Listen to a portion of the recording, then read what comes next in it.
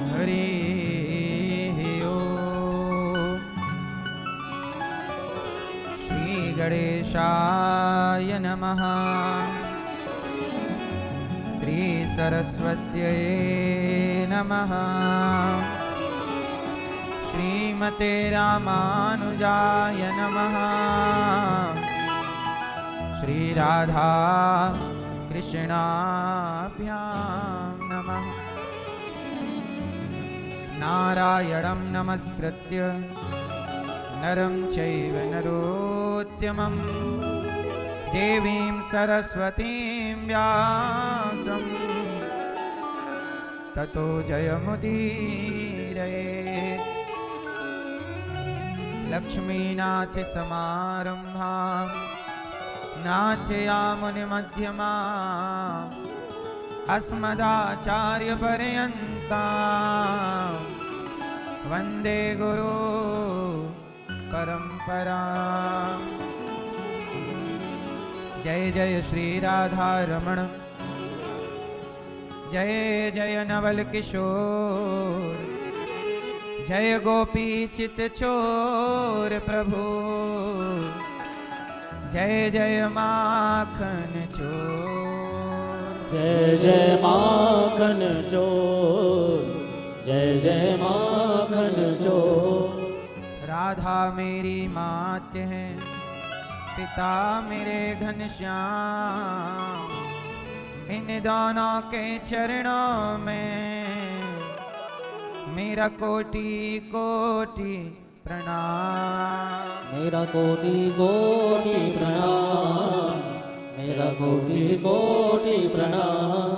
आए हो तो प्रेम से लो हरि का नाम, सब भक्तों को अनिरुद्ध की जय जय राधे श्याम। जय जय राधे श्याम, जय जय राधे श्याम, जय जय सीताराम।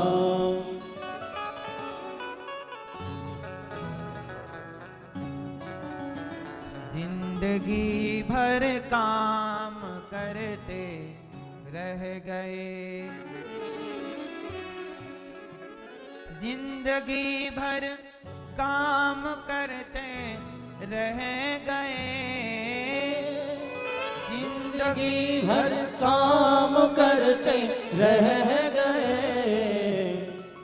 हरि भजन को हम तरसते रह गए, प्रभु भजन को हम तरसते रह गए।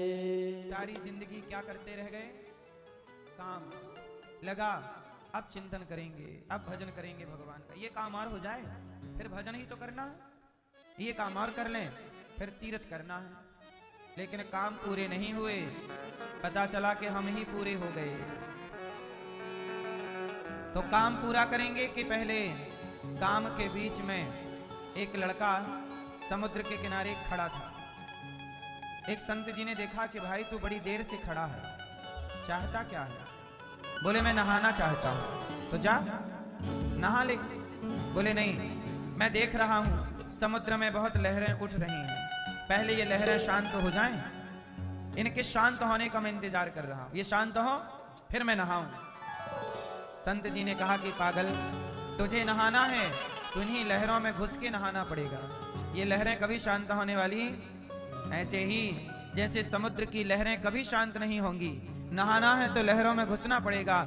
ऐसे जिंदगी में काम कभी खत्म होने वाला नहीं, इसी काम से समय निकालकर परमात्मा का चिंतन करना पड़ेगा। इन्हीं कामों की लहरों में घुस के ईश्वर का ध्यान करना पड़ेगा। आप सोचो कि पहले काम पूरे हो जाएं फिर चिंतन करेंगे, तो काम कभी हाँ। जिंदगी भर काम करते रह गए, जिंदगी भर काम करते रह गए। जय जय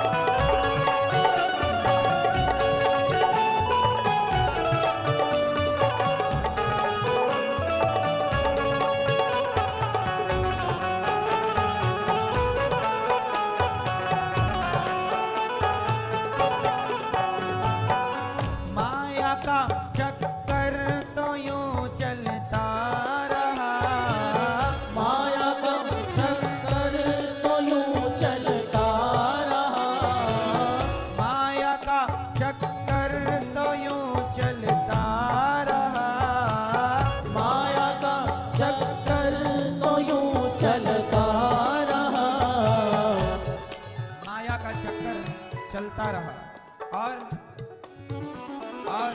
हम उसमें कब तो उलझ कर रह गए, और हम उसमें उलझ कर रह गए। जिंदगी भर काम करते रह गए, जिंदगी भर काम करते रह गए।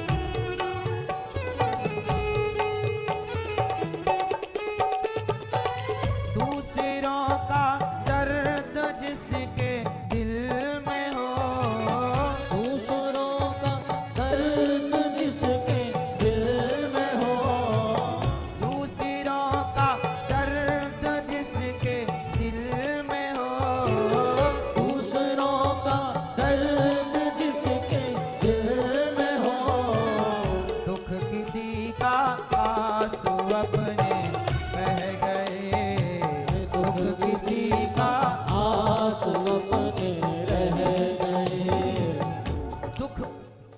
दुख किसी और का है और आंसू आपकी आंखों में। वही इंसान है जो दूसरों के लिए रोता हो, जो दूसरों के लिए काम करता हो। आप अपने लिए पैसा कमाते हैं, परंतु इंसान वही जो दूसरों के लिए कमाए। दुख किसी का आंसू अपने बह गए, दुख किसी का आंसू अपने बह गए। जिंदगी भर काम करते रह गए, जिंदगी भर काम करते रह गए। जिंदगी भर काम करते रह गए, जिंदगी भर काम करते रह गए। हरि भजन को हम तरसते रह गए, हरि भजन को हम तरसते रह गए।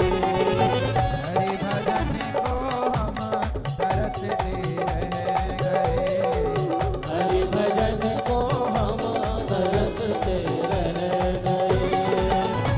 जिंदगी भर काम करते रह गए, जिंदगी भर काम करते रह गए।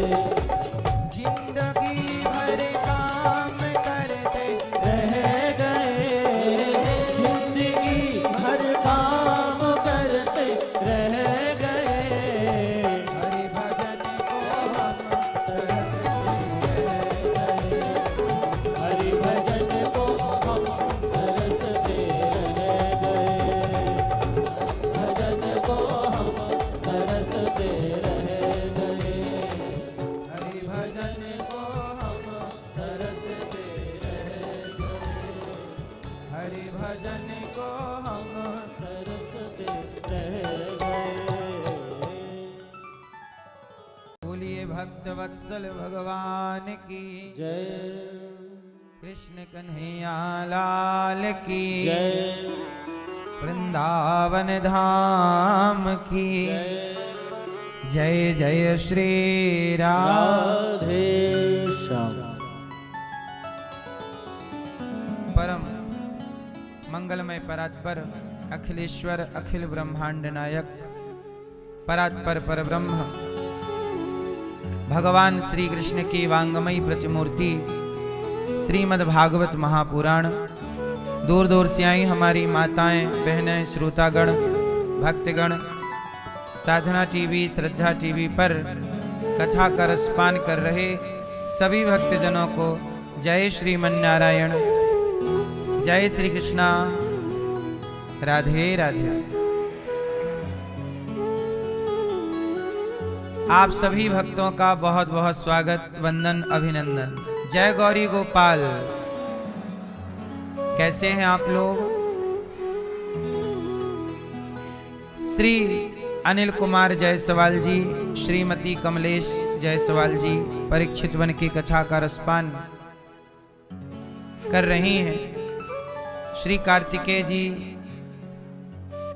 और श्रीमती श्री बेटी आपकी आंचल जायसवाल जी और पुत्री लक्ष्मी जायसवाल जी, रविशंकर जायसवाल जी, मिथिलेश जायसवाल जी, मान्यता जी, उत्तर प्रदेश सुल्तानपुर से आप सब परिवार आए। अनिल जी का बहुत बहुत स्वागत, मैया कमलेश मैया का खूब खूब स्वागत। श्री रामकृष्ण राज जी आप कथा सुन रहे हैं। मौसी सविता मरकाम जी और दीप मरकाम जी।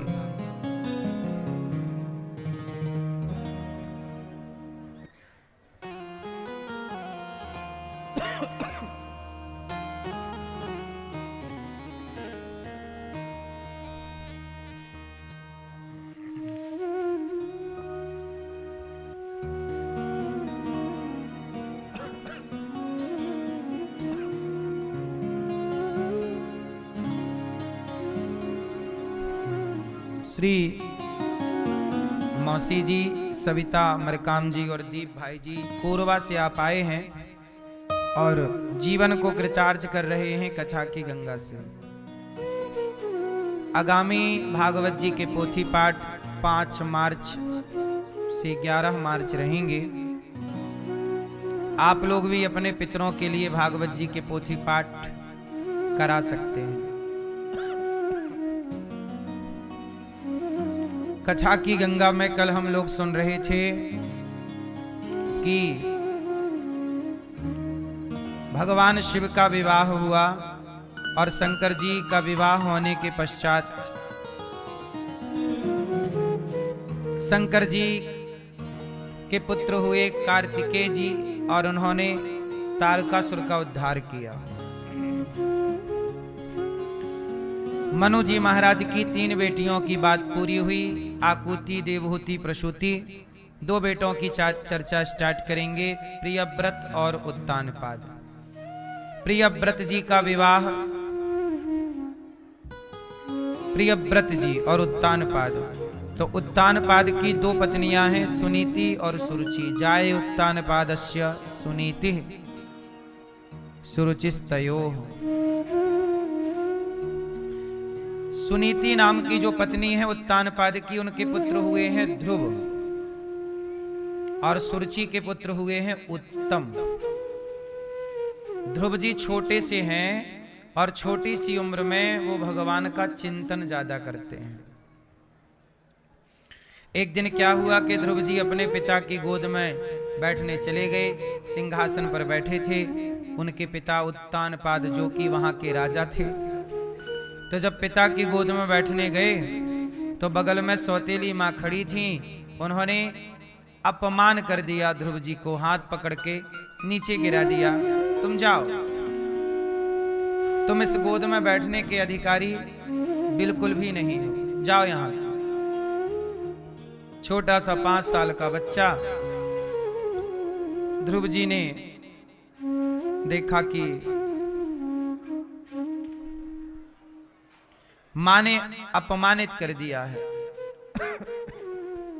उन्हें अच्छा नहीं लगा। वो रोते हुए घर गए। मां ने कह दिया, तपसाराध्य पुरुषम तस्यैवानुग्रहेण में गर्भे त्वं साधयात्मानम यदिच्छसि नृपासनम। जाओ। अब ध्रुव जी महाराज को पता लगा कि मेरा अपमान हुआ है। जब घर गए तो सुनीति ने समझाया कि बेटा, तुम्हारी सौतेली माँ ने कुछ कह दिया, इसमें बुरा क्यों मानते हो? कई बार हम लोगों को बुरा लग जाता है, कोई हमें डांट दे, कोई हमें कुछ कह दे, बुरा लग जाता है और लगना स्वाभाविक भी है, हम सब इंसान हैं। ध्रुव जी को भी बुरा लगा।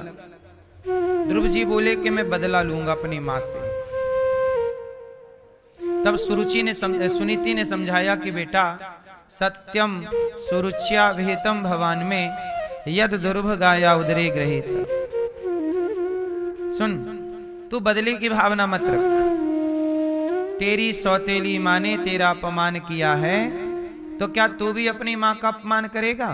अच्छा बताओ मैया, अपमान कोई आपका करे तो आपको क्या करना चाहिए? उसका भी अपमान करना चाहिए?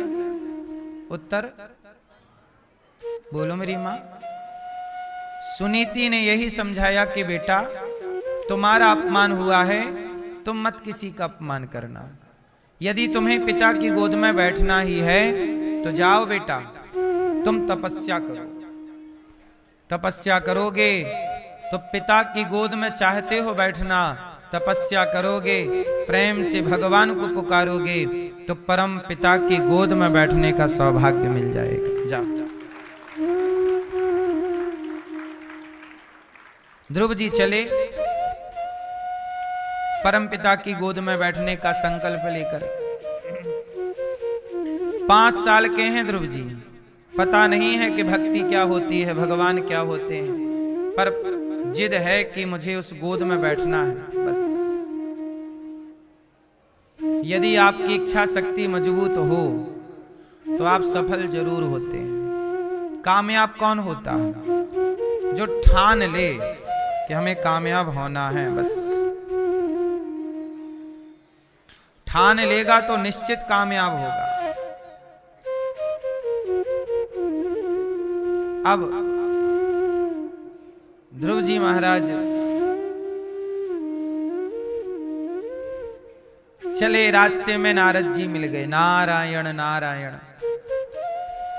जब नारद जी मिले तो ध्रुव जी ने नारद जी को प्रणाम किया। ऋषियों के चरणों में प्रणाम। नारद जी ने कहा कि बालक तुम कौन हो? ध्रुव जी ने कहा मैं ध्रुव हूं और मैं भगवान को पाना चाहता हूं। नारद जी बोले भगवान को पाने का रास्ता तो थोड़ा कठिन है, तुम छोटे बच्चे हो, ये कोई उम्र नहीं है। ध्रुव जी बोले उम्र हो या ना हो, हम भक्ति करेंगे। आप कोई रास्ता बता सकते हो तो बताओ, वरना हम उनको पाकर ही लौटेंगे। तो नारद जी ने कहा कि ठीक है, तुम जिद कर रहे हो तो हम तुम्हें ये मंत्र देते हैं। 12 अक्षरों का एक मंत्र दे दिया, 12 अक्षर मंत्र। ओम नमो भगवते वासुदेवाय। इस मंत्र को ध्रुव जी ने जाप किया और नियम बता दिया कि ऐसे ध्यान करना है, ऐसे पूजा करना है, ऐसे सब विधि बता दी। तो यहीं यमुना के तट पर मधुवन में ध्रुव जी आए और तपस्या चालू कर दी। चालू हो गई तपस्या। अब ध्रुव जी तपस्या कर रहे हैं। 3 दिन में एक बार कुछ खा लेते हैं, फिर तपस्या में लग जाते हैं। 6 दिन में एक बार कुछ खा लेते हैं, ध्रुव जी फिर तपस्या में लग जाते हैं। खाने पीने पे बड़ा कंट्रोल है ध्रुव जी का। किस पे कंट्रोल है? खाने पीने पे। बड़े विधान से ध्रुव जी खा पी रहे हैं और बड़े प्रेम से ध्रुव जी भगवान के चिंतन में लगे हुए हैं, भगवान के आश्रित हैं।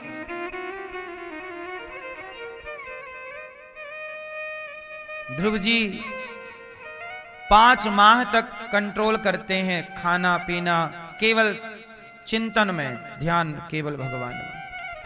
5 माह में जब मन कंट्रोल किया और ईश्वर को पुकारा, इंद्रासन हिल गई। इसका मतलब ये हुआ कि यदि हम निष्ठा पूर्वक अपने मंत्र का जाप करें। अच्छा, आप लोग भी तो मंत्र जपते हो और ध्रुव जी ने भी मंत्र जपा, तो आप जपते हो तो भगवान इस तरह दर्शन नहीं देते, और ध्रुव जी ने जपा तो दर्शन मिल गए। तो हमारे जप में और ध्रुव जी के जप में क्या कोई अंतर है? बताओ क्या अंतर है मैया? ध्रुव जी के जप में और आपके जप में क्या अंतर है? बोलो। अंतर इतना है, ध्यान से सुनो। अंतर सिर्फ इतना है कि जब आप भगवान का नाम जप रहे होते हैं तो आपके अंदर भगवान की भक्ति तो है, नाम भी आप जप रहे हो, लेकिन नाम जपने के आगे और पीछे आपके अंदर ईर्ष्या है, द्वेष है, छल कपट झूठ है, पवित्र विचार नहीं है। अब देखो ऐसा है कि हम गंगा में नहाएं और गंगा में नहा के नाले में नहा लें, तो गंगा नहाने का कोई अर्थ निकला? बोलो। आप एक तरफ तो पूजा कर रहे हैं, एक तरफ तो भगवान का नाम जप रहे हैं, और दूसरी तरफ आप किसी से घृणा कर रहे हैं, ईर्ष्या कर रहे हैं, है ना? इसलिए जिस पवित्र मन को देखो, भगवान के मिलने और ना मिलने में कौन है माध्यम? भगवान किससे मिलते हैं? मन से मिलते हैं। अब आपके मन में, हम सबके मन में कहीं ना कहीं छल कपट तो भरा है, कोई स्वीकार करे ना करे, मन में ईर्ष्या और द्वेष तो है। बोलो हाँ या ना? और नारद जी ने ध्रुव जी को यही समझाया कि बेटा, भगवान के मिलने में देर नहीं है। अच्छा एक बात बताओ, एक दर्पण है और दर्पण में धूल जम जाए, धूल की परत जम जाए, तो क्या दर्पण में आपका चित्र दिखेगा? उत्तर। तो क्या दर्पण में खराबी आ गई है? दर्पण में खराबी नहीं है, जो धूल जमी है वो धूल हटाने की जरूरत है। दर्पण तो चेहरा दिखाता है, धूल हटा दो। ऐसे ही जो मन है वो दर्पण है, और जैसे दर्पण में आपका चित्र दिखता है, ऐसे मन के दर्पण में भगवान का चित्र दिखता है। लेकिन दर्पण में धूल जम जाए तो किसी का भी चित्र नहीं दिखता। ऐसे आप लोगों के मन के दर्पण में भी अज्ञान की, मोह की धूल जमी हुई है। ये धूल हटे तो भगवान को ढूंढने कहीं जाना थोड़ी पड़ेगा, साफ कर दो। अब इसलिए क्या है, हनुमान चालीसा का पहला दोहा क्या है? सुनाओ जरा। हनुमान चालीसा का पहला दोहा बोलो। श्री गुरु चरण, पूरा ना बोलो, पहले अर्थ सुनो। श्री गुरु चरण सरोज रज, रज रज मतलब धूल। श्री गुरु, श्री गुरु मतलब गुरु के चरणों की रज। श्री गुरु चरण सरोज रज निज मन, निज मतलब मेरे, मेरे निज मन, मन मुकुर, मुकुर मतलब मिरर, मतलब दर्पण, दर्पण को कहते हैं मुकुर। श्री गुरु चरण सरोज रज निज मन मुकुर सुधारी। तो पहले अपने गुरु जी के चरणों की रज से, गुरु जी के ज्ञान से, गुरु जी की बातों से पहले मन के इस दर्पण को साफ कर लो। और जब साफ होगा तो फिर क्या होगा? वर्णहु रघुवर बिमल जसु जो दायक फल चारि। मैं उस रघुनाथ जी के यश का गान करूंगा जिनके गान से 4 फल प्राप्त होते हैं। जो दायक फल चार, जो दायक फल चार। ये फल 4 ही कौन कौन से फल हैं? श्री गुरु चरण सरोज रज निजमन मुकुर सुधारी, वर्णौ रघुवर बिमल जसु जो दायक फल। ये 4 फल कौन कौन से हैं? जो दायक फल 4 ही। ये 4 फल कौन से हैं? आप बताओ। 4 फल बता रहे हैं ना, जो दायक फल 4 ही। ये 4 फल कौन से हैं? कौन है 4 फल? हाँ, 4 पुरुषार्थ, धर्म, अर्थ, काम, मोक्ष। जो गुरु जी की बात मानेगा गुरु जी के चरणों के रज से अपने मन के दर्पण को साफ करेगा, वह धर्म में लग करके अर्थ की प्राप्ति करेगा, अर्थ से कामनाओं की पूर्ति कर लेगा और कामनाओं की पूर्ति होते ही वह मोक्ष का अधिकारी हो जाएगा। धर्म अर्थ काम मोक्ष। फिर क्या है? बुद्धिहीन तनु जान के सुमिरो पवन कुमार, बल बुद्धि विद्या देहु मोहि हरहु क्लेश। हमारे भीतर जो नाना प्रकार के कलह और क्लेश हैं, विकार हैं, हे प्रभु, हे हनुमान जी, पहले हमारे विकार हरो, पहले विकार हरो, तब फिर पढ़ो जय हनुमान ज्ञान गुण सागर। क्यों? अब हम लोग विकार हरते नहीं और कहते हैं कि भगवान मिल नहीं रहे हैं। हमारे मन में बड़ा कपट भरा होता है। एक छोटी सी कथा सुनाता हूं, शास्त्रों की है, आपको समझ आएगी। एक बालक था 8-9 साल का। वो 8 जगह से टेढ़ा था, हड्डियां टेढ़ी, पैदा हुआ तो जन्म से टेढ़ा था, तो चलता तो ऐसे ऐसे चलता, 8 जगह से लचक मारता। नहीं, कोई लोग चलते हैं तो लचक मारती है क्योंकि बनावट ऐसी है। तो वो 8 जगह से टेढ़े थे, तो नाम पड़ा अष्टावक्र। क्या नाम पड़ा? अष्टावक्र जी अपनी मां से पूछे कि मां, मेरे पिता कौन है? तो मां ने कहा कि बेटा, तुम्हारे पिता तो राजा जनक के यहां गए थे और वहां पर एक बंदी नाम के ब्राह्मण से शास्त्रार्थ में हार गए, तो वहां का नियम था कि जो हार जाएगा उसे पानी में डुबा दिया जाता था। तो तुम्हारे पिता की तो हत्या हो गई है। अब तो अष्टावक्र जी बोले कि मैं बदला लूंगा। अब 8-9 साल के ही हैं, अधिक से अधिक 10 साल मान लो। बोले मैं भी जाऊंगा। कहां? बोले बंदी को हराऊंगा शास्त्रार्थ। सबने समझाया कि तुम तो बच्चे हो। नहीं नहीं नहीं, राजा जनक की सभा में अष्टावक्र जी चले। अष्टावक्र जी खड़े हुए, चले तो ना, टेढ़े चलते तो लोग हंसते उनको देख करके। तो राजा जनक की सभा में बड़े बड़े विद्वान बैठे ही रहते हैं। तो जब अष्टावक्र जी पहुंचे तो द्वारपालों ने रोक लिया। रुको, क्यों रोक रहे हो? बोले राजा जनक के दरबार में विद्वान लोग बैठते हैं, तुम बच्चों का कोई काम नहीं है, चलो बाहर। तो अष्टावक्र जी ने कहा कि क्या कोई उम्र से विद्वान या मूर्ख होता है क्या? क्यों? क्या उम्र से कोई विद्वान या मूर्ख होता है क्या? क्या बहुत उम्र वाला व्यक्ति मूर्ख नहीं होता?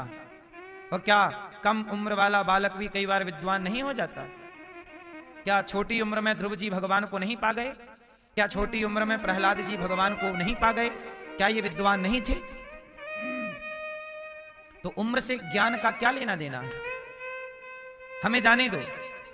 द्वारपालों ने जाने दिया। राजा जनक के सभा में जैसे ही अष्टावक्र जी गए तो टेढ़े से चलते, लचकते हुए 8 जगह से। तो जनक की सभा में जैसे ही गए तो सारे सभा में बैठे लोग खिलखिला के हंसने लगे। हा हा हा हा हा हा हा, खूब हंसे।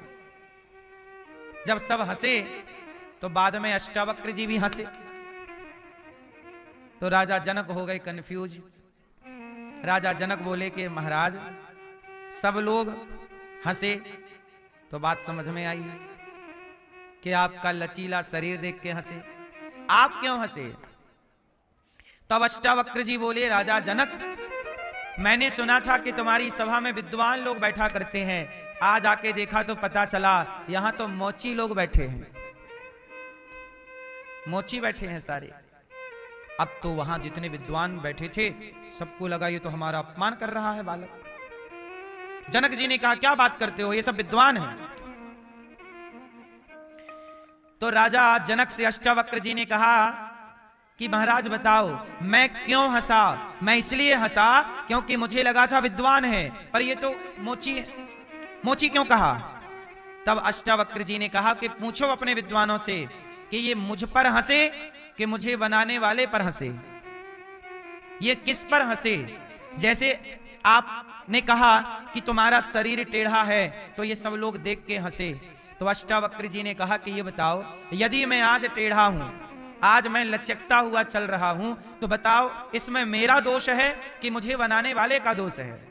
यदि मैं आज गोरा हूं, यदि मैं आज काला हूं, मैं अंधा हूं, लंगड़ा हूं, तो इसमें मेरा दोष है कि मुझे बनाने वाले का दोष है। बोलो किसका दोष है? भाई मैं अंधा हूं तो मैं अंधा हूं, क्या करूं? भगवान ने जैसा बना दिया मैं वैसा हूं। लंगड़ा हूं तो जैसा ईश्वर ने बना दिया, इसमें मेरा क्या दोष है?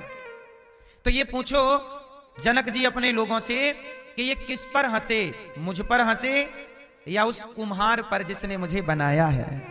किस पर हंसे? अब तो जनक की सभा के सारे लोग चुप रह गए। किस पर हंसे? राजा जनक ने कहा महाराज मैं क्षमा चाहता हूं, पर ये बताओ आप क्या चाहते हो? बोले मैं शास्त्रार्थ करने आया हूं बंदी नाम के ब्राह्मण से। कहां है? बंदी खड़े हो गए, मैं हूं, करो शास्त्रार्थ। शास्त्रार्थ किया और अष्टावक्र जी ने अपने ज्ञान से उस बड़े विद्वान को हरा दिया। अब वो बोला कि मैं तो जा रहा हूं यमुना जी में जल समाधि लेने। अष्टावक्र जी ने कहा कि मेरा उद्देश्य हरा के आपको मारना नहीं है, बल्कि आपको घमंड के सिंहासन से उतार के नीचे गिराना है। कि विद्वान होना अच्छी बात है, ज्ञान रखना अच्छी बात है, पर ज्ञान का घमंड रखना बिल्कुल गलत बात है। इसका मतलब ये सारी बात मैंने आपको केवल इसलिए बताई कि देखो कई बार क्या होता है कि हमारा ये मन में कपट आ जाता है। हम किसी को देख के हंसते हैं, किसी का मजाक उड़ाते हैं। हमें एक बात समझनी चाहिए कि हम सबको बनाने वाला एक ही है, हम सबको रचने वाला एक ही है। इसलिए कोई अंधा है तो हम क्यों हंसे, कोई लंगड़ा है तो हम क्यों हंसे? भाई वो अंधा लंगड़ा इसलिए होगा क्योंकि उसका जो गुनाह उसने किया होगा उसका दंड उसे मिल रहा है, लेकिन मैं क्यों हंसूं? क्यों? इस संसार में हर व्यक्ति अपने कर्मों के अनुसार सुख दुख पाता है, जीवन पाता है। यदि आप अच्छे कर्म करते हैं तो आपका अच्छे घर में, अच्छे परिवार में, अच्छे कुल में अच्छा जीवन जीते हैं। पाप होता है तो आप तरसते हैं, तड़पते हैं, परेशान होते हैं। बोलो हाँ। इसलिए हम क्यों किसी को देखकर हंसे हैं? इसलिए कहता हूं मन में कपट ना रखो, छल ना रखो, निर्मल रहो, निर्मल। और निर्मल हो जाओगे, मन निर्मल हो जाएगा तो मन के मंदिर में ही भगवान प्रकट हो जाएंगे। ध्रुव जी का मन पवित्र हो जाने से 5 माह में ही उनके सामने भगवान श्रीमन नारायण हरि अवतार में प्रकट हो गए। कहा पुत्र वरदान मांगो। ध्रुव जी ने कहा कि प्रभु माँ ने कहा था तपस्या करना, वरदान क्या मांगो? भगवान ने ध्रुव जी को अपनी गोद में बिठाया, बहुत प्यार किया भगवान ने ध्रुव जी को। शंख का स्पर्श गाल में कराया, ध्रुव जी को बोध हो गया। योऽन्तः प्रविश्य मम वाचमिमां प्रसुप्तां संजीवयत्यखिल शक्तिधरः स्वधाम्ना अन्यास्तहस्तचरणश्रवणत्वगादीन् प्राणान् नमो भगवते पुरुषाय तुभ्यम्। अंतःकरण में आके बस जाइए, भगवान ध्रुव जी के हृदय में आके बस जाएं। ध्रुव जी ये चाहते हैं, आप मेरे मन मंदिर में आके बस जाइए, मेरे चित्त में आकर के बस जाइए। प्रिय भक्तों, भगवान ने ध्रुव जी को 5 वर्ष के ध्रुव जी को 5 महीने की तपस्या के बल पर खड़े हो गए। भगवान कोई देर थोड़ी करते हैं, हम उस काबिल नहीं बन पाते। अच्छा मैं ये एक बात बताओ, भगवान आपको मिलेंगे तो भगवान को देखने की, पहचानने की शक्ति तो हमारे अंदर होनी चाहिए। पर वो शक्ति कहां से आएगी? तपस्या से। अच्छा मैं ये एक बात बताओ, जो लोग कुश्ती लड़ते हैं तो वो कुश्ती लड़ने की लंबी प्रैक्टिस करते होंगे तब ना कुश्तियां लड़ते होंगे। नहीं, प्रैक्टिस जो कर रहे थे वो तपस्या ही तो थी। अखाड़ों में 4-4 घंटे पसीना बहाना। अब जो क्रिकेट खेलते हैं वो 10-10 घंटे प्रैक्टिस करते हैं। प्रैक्टिस कर रहे हैं 10 घंटे, मतलब वो 10 घंटे तपस्या ही तो कर रहे हैं। IAS IPS बनने वाला बच्चा 20-20 घंटे पढ़ रहा है, तो 20 घंटे तपस्या ही तो कर रहा है। तपस्या का मतलब जंगल जाना नहीं। डॉक्टर बनने से पहले कितनी पढ़ाई करना पड़ती है। वो पढ़ाई अपना सुख छोड़ के, नींद छोड़ के जो कर रहा है वो उसकी तपस्या ही तो है। यदि आपको डॉक्टर बनना है तो आपको ये पढ़ाई करनी पड़ेगी, इस पढ़ाई में तपस्या करनी होगी। आपको सेना में जाना है, यदि आप सेना में भर्ती हो गए और सेना में जाने के बाद आपको लगभग 1 साल तक आपको पहले क्या करना पड़ता है? सेना में क्या करना पड़ता है? 1 साल, लगभग 6 महीने 8 महीने तक आपको कहीं लंबी छलांग मारो, कहीं आग से दौड़ो, कहीं पानी पे से गुजरो। पानी के अंदर डुबाते हैं कि तुम्हारा सांस लेने की क्षमता बढ़ जाए। मतलब इतना कठिन आपको हर स्टेप से गुजरना पड़ता है। यदि आप फेल हो गए तो आप सेना नहीं ज्वाइन कर सकते, सैनिक नहीं हो सकते। बोलो हाँ। जरा सोचिए, हमारे देश के सैनिकों को लंबी छलांग मारनी पड़ती है, पानी में डूबना पड़ता है। बोलो हाँ। 15 किलो 20 किलो लेके पूरे मैदान के राउंड मारने पड़ते हैं, चक्कर मारने पड़ते हैं। अब इतनी ताकत नहीं है तो हम लोग सेना में नहीं जा सकते। और ये सैनिक ये सब करते हैं, तो ये जो कर रहे हैं ये उनकी तपस्या ही तो है। बोलो हाँ।